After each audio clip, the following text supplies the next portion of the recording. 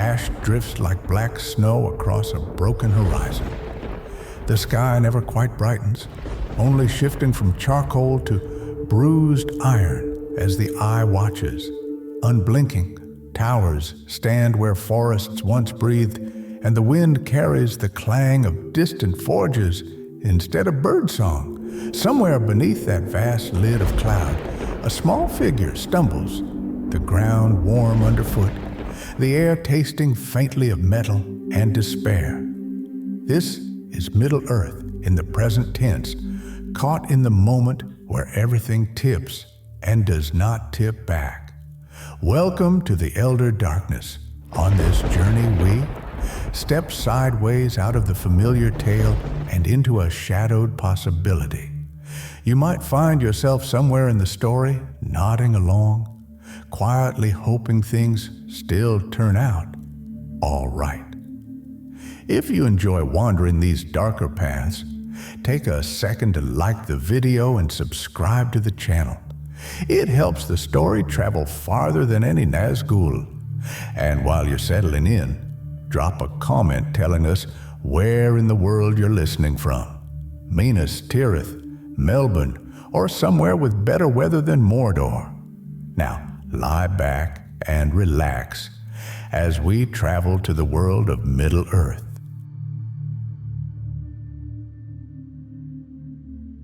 The Ring Triumphant. The moment that unravels everything is small, almost petty in scale. At the cracks of doom, as the ring finally reaches the place of its forging, the contest is not between armies, but between wills. Frodo claims the ring, as he does in the tale we know, and for a heartbeat, the world holds its breath. In this darker turning, Gollum does not slip. The ledge holds. The struggle ends differently. The ring does not fall into fire. Instead, it answers. A pressure like the closing of a fist ripples outward. Far away, atop Barad-dûr, Sauron feels it, not as surprise, but as completion. Middle-earth historians still debate whether the Dark Lord always sensed this possible outcome, or if the ring itself, patient and clever, guided events to this precise second. What is certain is that the eye turns, focuses, and for the first time since his fall, Sauron is whole. The Nazgul arrive as the mountain shakes, drawn like iron filings to a lodestone. Frodo's brief, terrible apotheosis ends not in heroism, but in capture. There is no mercy in the Sammath Naur. The ring leaves his hand willingly, sliding home as if relieved. With it, Sauron's form stabilizes, no longer a towering absence, but a presence that bends the air. He does not stride forth in flaming armor just yet. Despite popular art, domination is quieter than that, but the effect is immediate. Command flows outward, clean and irresistible. At the Battle of the Pelennor Fields, the change is felt like a knife in the back of hope. Aragorn still arrives with the black ships, banners snapping, and for a few shining minutes, the Rohirrim still thunder across the fields, but the ring is no longer lost, and Sauron no longer divides his attention. The Witch King does not fall beneath Eowyn's blade. The blow that should end him glances aside as unseen force turns steel. Gandalf, facing him at the gate, feels a weight pressed down on his spirit, ancient and absolute. It is not fear exactly, more like the certainty that resistance has become inefficient. There is a quirky, often overlooked detail here. Sauron never truly needed to win every battle. His strength lies in coordination, in making sure the left hand knows exactly when the right hand will close. With the ring returned, that coordination becomes perfect. Orders reach orc hosts before horns can sound. Trolls move with unsettling discipline. Even the wind seems to favor the banners of the eye. One light joke slips through the gloom like a cracked helm. Turns out evil really does have a better project manager. Minas Tirith does not burn in one night. That would be too simple, too cinematic. Instead, it starves. Relief never comes. Denethor, already unbalanced by the Palantir, now stares into a vision that is no longer curated to deceive, but to instruct. He sees the ring on Sauron's hand, feels the futility settle into his bones, and the city's will fractures long before its walls do. When the White City finally opens its gates, it does so quietly, with the tired resignation of stone that has held long enough. Elsewhere, Rivendell feels the tremor as a spiritual winter. Elrond understands at once what has happened, and in that understanding comes the slow grief of one who has seen this ending before in other shapes. The elves begin their final preparations, not for war, but for departure. Middle-earth historians still debate whether a renewed Sauron could have truly barred the straight road, or if the Valar simply chose silence. What is known is that the ships leave sooner, and in greater number, their sails pale against a sky that no longer feels welcoming. In the Shire, news arrives last, distorted and half-believed. Hobbits argue over ale about distant kings and darker rumors until black-clad figures begin asking questions no one wants to answer. The land is not immediately ravaged. Sauron has learned from Saruman's mistakes. Control works better when the fields still grow. Quotas are introduced. Names are written down. Somewhere, Sam Gamgee feels a weight in his chest and does not know why, only that the world has tilted. A fringe tidbit whispers through this period like a rumor. Some orcs, newly disciplined and strangely focused, begin to show sparks of individual craft. Better armor, cleaner roads, even crude poetry scratched into stone. Whether this is a side effect of unified will or simply the result of not being constantly on fire is still debated in academic circles that no longer meet openly. The wise gather what remains of their strength, but there is no second council of Elrond. Plans require options, and options have evaporated. Saruman, sensing the shift, bends the knee with theatrical grace, hoping to be useful rather than broken. He is both. Sauron keeps him close, a reminder that even the clever can be repurposed. Remember how tall Gimli was? He still swings his axe on the walls of Erebor, but even stone cannot stand forever when the world itself has chosen a different direction. By the end of this first terrible season, banners bearing the lidless eye fly from Umbar to the Anduin. Roads are safer in a way. Bandits vanish, taxes rise, songs change.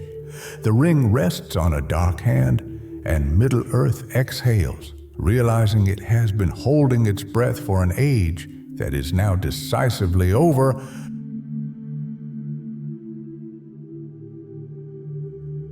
Shadow over free peoples.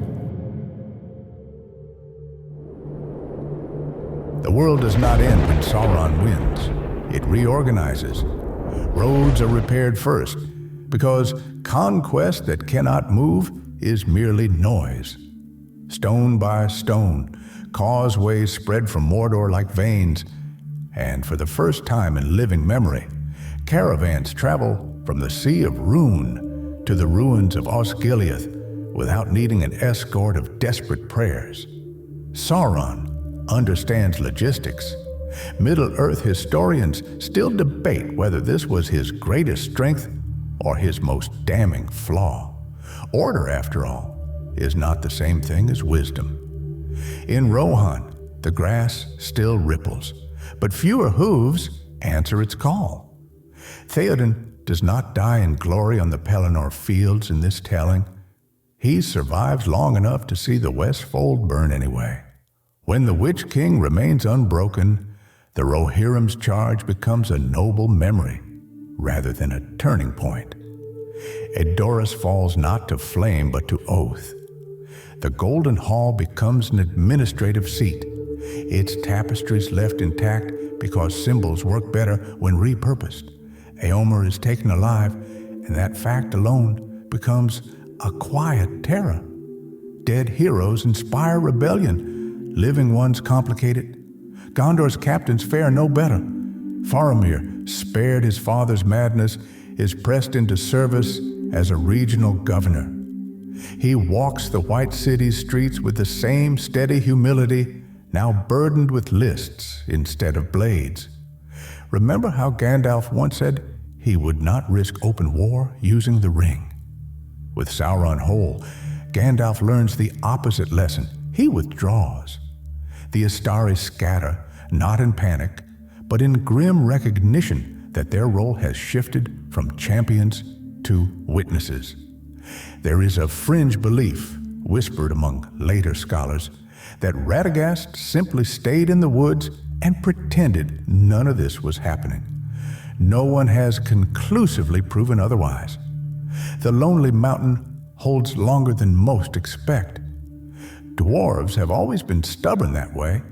Erebor seals its gates, reliving a very old habit, and for years the hammers keep ringing beneath the stone. Gimli fights beside his kin, counting days by the ache in his shoulders. Yet even here, pressure replaces siege. Trade is cut, or cannot leave. Food cannot enter. When the gates finally open, it is to negotiation, not assault. Sauron allows the dwarves to keep their halls in exchange for tribute and expertise. He remembers Aula's children well enough to value their hands, if not their hearts. In Lothlorien, time fractures. Galadriel feels the ring's return like a bell struck in her bones. Without its destruction, her power wanes more quickly, and the golden leaves begin to fall without renewal. When orcs cross the Nimrodel, they do so in eerie silence, as if not wanting to disturb the memory of beauty. The lady does not fight a doomed last stand. She chooses departure. Some say she looks back only once. Others insist she does not look back at all. A light joke surfaces among later bards, the kind told quietly, "It turns out immortality is much less appealing when your landlord wins." The Shire's transformation is almost gentle, which somehow makes it worse.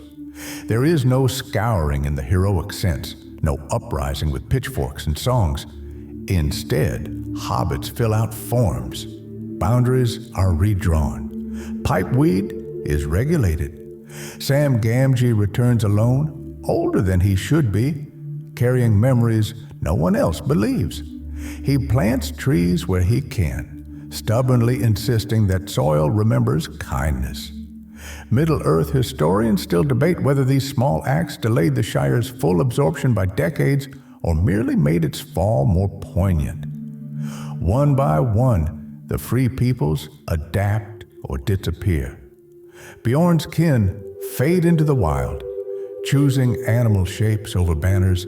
The eagles are hunted not by strength but by attrition, their eyries mapped, their food sources poisoned. This is where the myth of Sauron as a purely destructive tyrant finally collapses. He preserves what he can use. He destroys what inspires. And then there is Aragorn. He does not take the throne, because there is no throne left to take. Instead, he becomes a symbol without a country, a man carrying a lineage that no longer has a future. He fights on the fringes, leading raids that matter locally, but not historically. Somewhere near the Grey Flood, he lays Andúril to rest beneath a cairn, understanding that swords, like stories, have their seasons. His eventual death passes almost unnoticed, marked only by a line in a regional report about a disturbance pacified. A quirky tidbit persists in darker appendices. Some orc captains begin naming their units after fallen heroes, not in mockery, but in admiration. Efficiency, it seems, respects courage wherever it finds it. As the years press on, Sauron's rule becomes less theatrical and more institutional. Laws are written, languages simplify, even black speech is standardized, a linguistic footnote that drives future philologists to drink. Saruman oversees much of this, chafing under his leash, brilliant and bitter. Middle-earth historians still debate whether he truly believed he could outlast Sauron or whether he simply could not imagine a world where cleverness was not eventually rewarded. By the end of this second age of shadow, resistance is no longer romantic. It is bureaucratic, hidden in ledgers and supply errors. The old songs are still sung, but only at night, and always a little off-key. Middle-earth does not scream. It endures, reshaped into something recognizably stable and profoundly wrong. An age unending. An age passes, and then another, not marked by coronations or wars, but by revisions. Maps change first. Rivers keep their names mostly, because even Sauron understands the value of continuity, but borders harden into straight lines that ignore hills, forests, and old grudges alike. Middle-earth becomes easier to administer and harder to belong to. Children grow up knowing the eye not as a terror, but as weather. Always there, always watching, neither kind nor cruel, simply unavoidable. Barad-dûr transforms. It is no longer merely a fortress or a symbol, but a capital. Archives fill its lower halls. Census takers outnumber torturers, a statistic that would shock earlier ages. The One Ring remains on Sauron's hand, but it is worn openly now, its power no longer flaring, just humming. Middle-earth historians still debate whether the ring slowly changed its master in these centuries, or whether Sauron had always intended to rule this way once the noise of conquest faded. Magic thins, not vanishes, thins. Without opposition strong enough to strain it, the great powers of the world settle into dormancy. Wizards become myths, elves become rumors, dwarves become contractors. Men inherit the world in the most disappointing way possible, as middle managers of a cosmic dictatorship. There is one recorded event from the old tales that scholars endlessly revisit, the moment at the Council of Elrond, when Boromir suggests using the ring.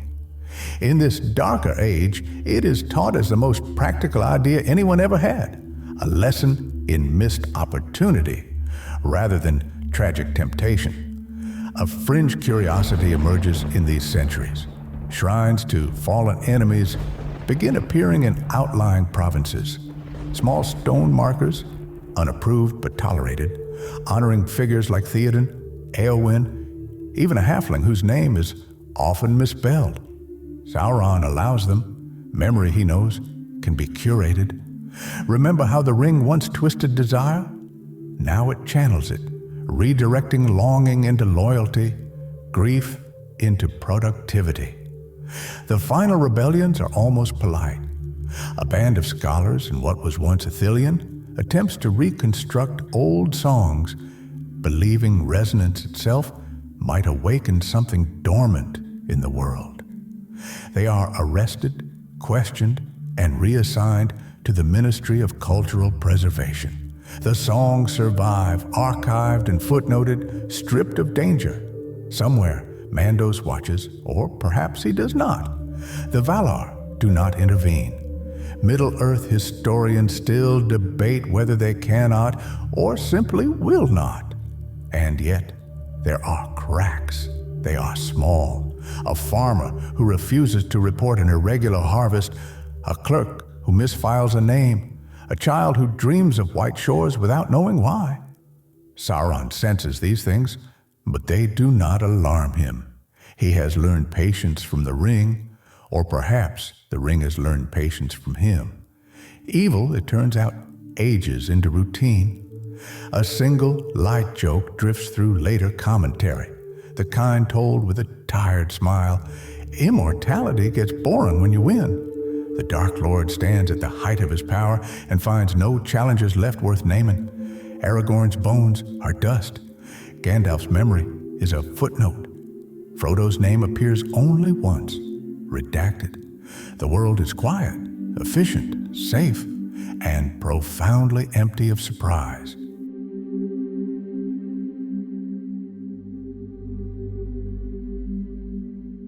The centuries soften the edges of everything.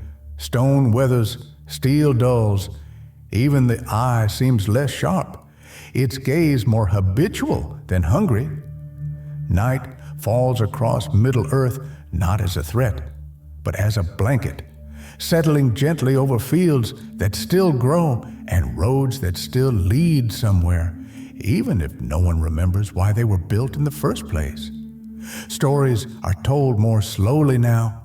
Words stretch, meander, lose their urgency.